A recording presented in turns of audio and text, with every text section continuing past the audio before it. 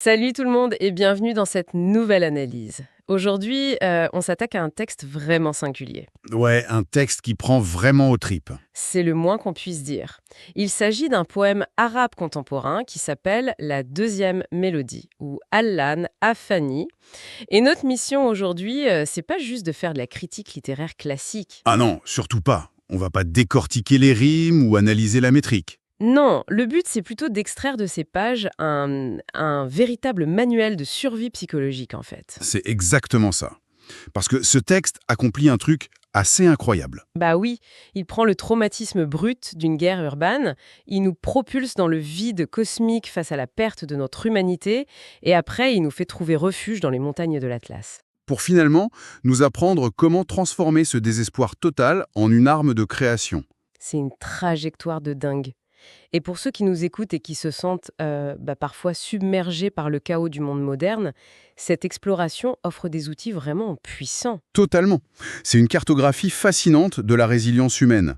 La question centrale du poète, elle est hyper viscérale. Ouais, genre comment on passe de la tragédie absolue, au milieu des ruines, à l'injonction vitale de chanter. Voilà, et le contraste est magistral. Franchement, en lisant ces sources, moi j'ai eu l'impression de regarder un film post-apocalyptique hyper étouffant, et d'un coup, paf, ça mute en une symphonie vibrante et pleine d'espoir. C'est une très belle analogie, mais pour comprendre cette lumière à la fin de l'œuvre, il faut d'abord accepter de plonger dans l'obscurité totale du début. C'est clair, on ne peut pas l'éviter. Le poème nous ancre direct au ras du sol, dans ce qu'il appelle les vestiges de l'histoire. C'est ça, un monde qui chute lourdement vers la nuit. Le texte refuse d'emblée tout romantisme face à la guerre. Ouais, on nous jette au visage un héritage très lourd, fait de lieux de débauche de soldats qui traquent inlassablement des résistants. Et des femmes agressées aussi.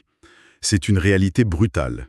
On est face à un royaume en ruine qui ne conserve plus que le mirage de l'éternité. Ah, cette expression, le mirage de l'éternité, je la trouve terrible. Elle est glaçante, oui. Elle illustre tellement bien l'arrogance de tous les empires qui se croient invincibles et qui au final finissent en poussière, quoi. Et l'image d'après est tout aussi insoutenable.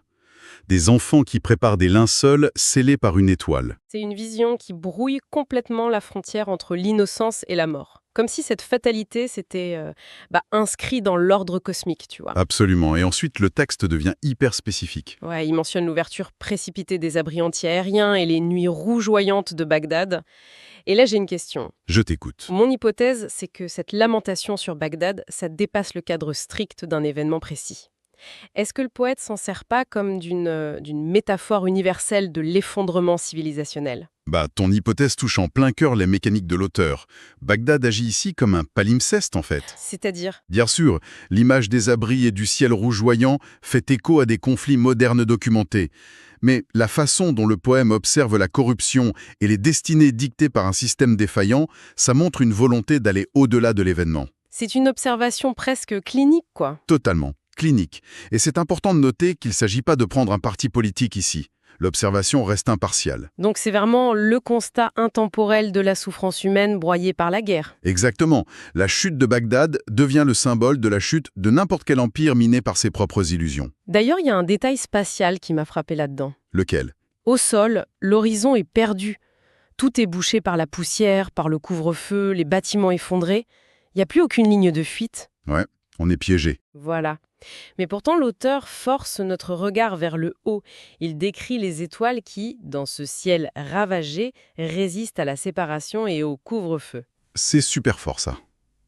C'est une dichotomie essentielle pour la suite. Bah oui, c'est une façon de dire que l'ordre céleste s'en fiche complètement des lois martiales des humains.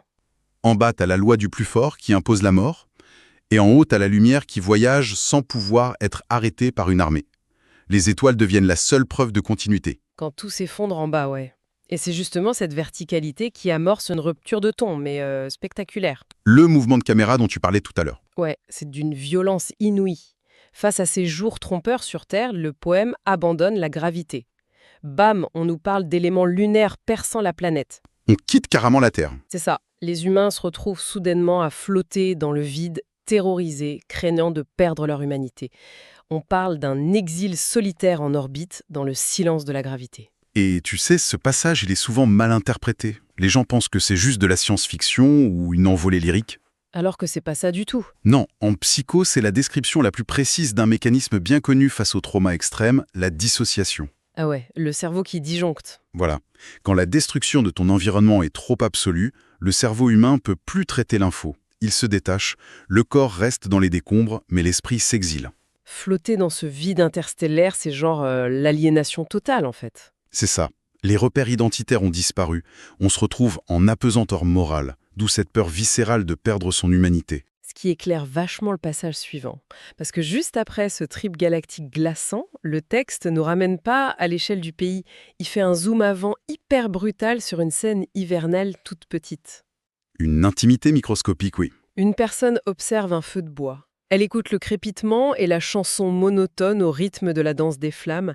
C'est l'équivalent psychologique d'un exercice d'ancrage après une crise de panique, non? Totalement. C'est exactement le concept de grounding. Quand le monde extérieur est trop terrifiant, l'esprit hyper-focalise sur un seul stimulus sensoriel pour pas se désintégrer.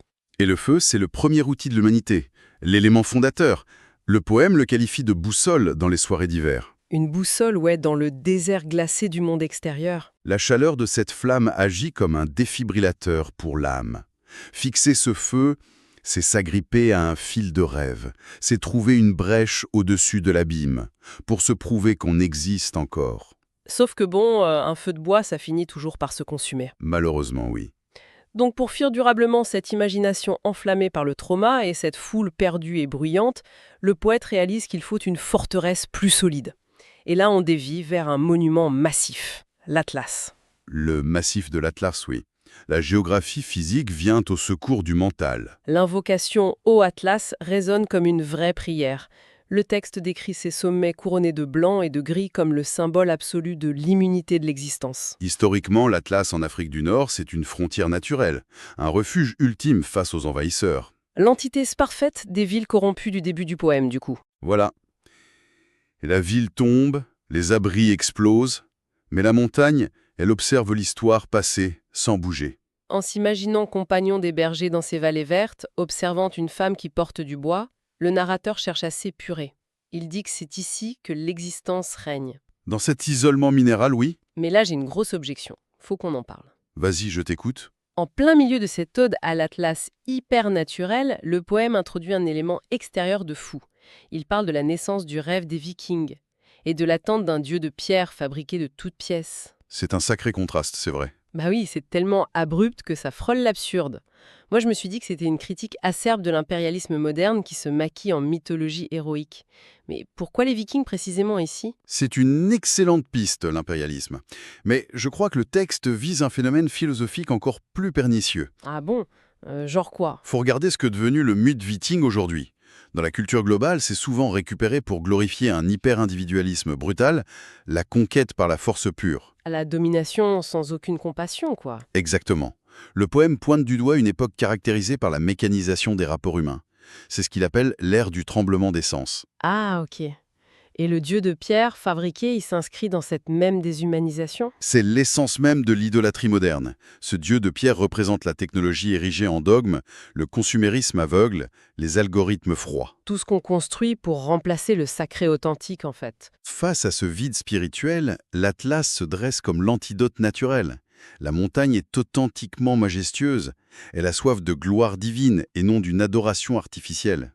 Elle offre une demeure éclatante à l'esprit, à condition de fuir l'hystérie collective. C'est d'une lucidité dingue.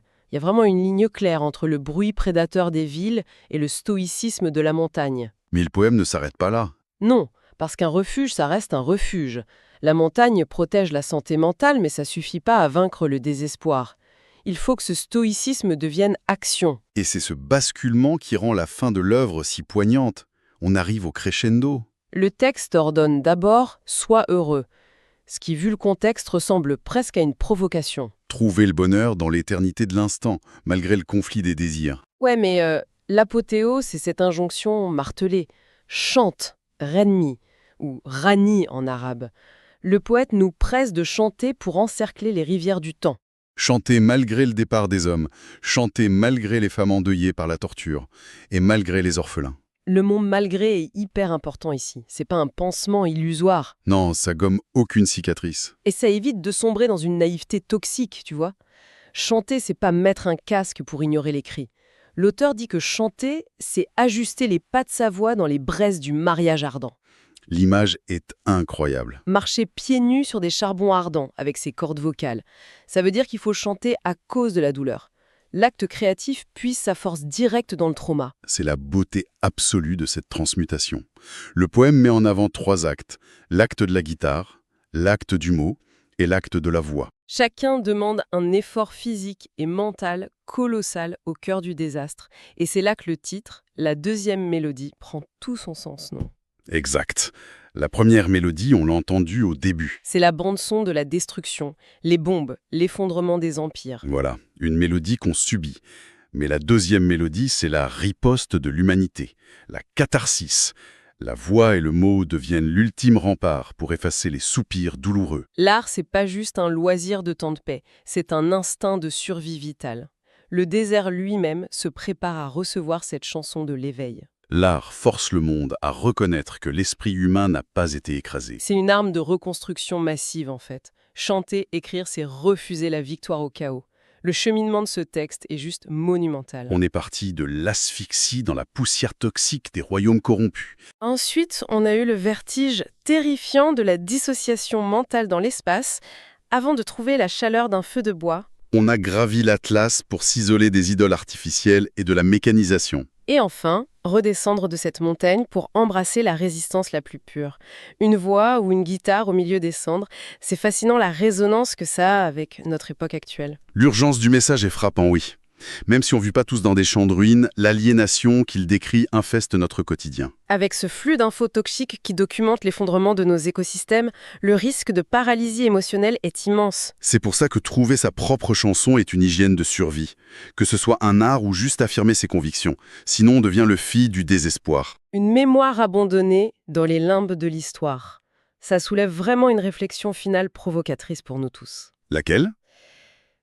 Si on se projette dans 100 ou 200 ans, quand les historiens du futur fouilleront notre époque, qu'est-ce qu'ils trouveront sous nos strates numériques et physiques ? C'est la grande question. Est-ce qu'ils n'entendront que le vacarme de nos effondrements écologiques, la première mélodie, le froid de nos dieux de pierre algorithmique ? Ou est-ce qu'ils percevront la beauté tenace des deuxièmes mélodies ? Exactement. Ces actes de création minuscules, ces mots tracés dans l'urgence, ces voix qu'on aura eu le courage de faire résonner en marchant sur les braises d'un monde en feu. Finalement, la réponse dépend des chansons qu'on décide d'entonner aujourd'hui.